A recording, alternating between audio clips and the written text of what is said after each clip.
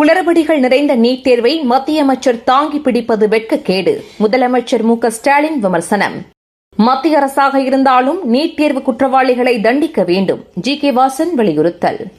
நான் ஜாதி பார்த்திருந்தால் எடப்பாடியை முதலமைச்சராக ஆக்கியிருக்க மாட்டேன். சசிகலா பேட்டி.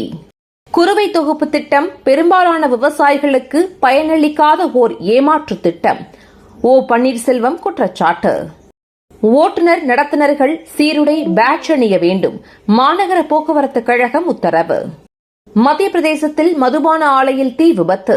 தீக்காயங்களுடன் 58 குழந்தை தொழிலாளர்கள் மீட்பு. விக்கிரவாண்டி இடைத்தேர்தலில் மைக் சின்னத்தில் போட்டி. நாம் தமிழர் கட்சியின் தலைமை ஒருங்கிணைப்பாளர் சீமான் அறிவிப்பு.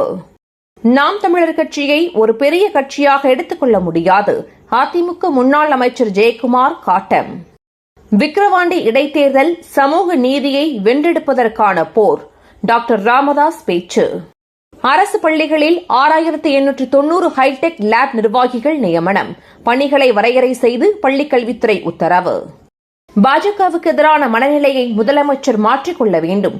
பாஜக எம்எல்ஏ வானதி சீனிவாசன் பேட்டி. பயங்கரவாத சம்பவங்கள் எதிரொலி. உயர்மட்ட குழுவுடன் மத்திய அமைச்சர் அமித் ஷா மீண்டும் ஆலோசனை.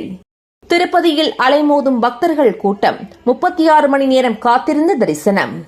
நீட் தேர்வை ரத்து செய்ய வேண்டும் என்பது ஒட்டுமொத்த நாட்டு மக்களின் கோரிக்கை. சமாஜ்வாதி கட்சித் தலைவர் அகிலேஷ் யாதவ் பேச்சு. தமிழகத்தில் 7 நாட்களுக்கு மழைக்கு வாய்ப்பு. வானிலை ஆய்வு மையம் அறிவிப்பு. தினந்தோறும் காலை தலைப்புச் செய்திகளை உடனுக்குடன் தெரிந்து கொள்ள வணக்கம் இந்தியா நியூஸுடன் இணைந்திருங்கள்.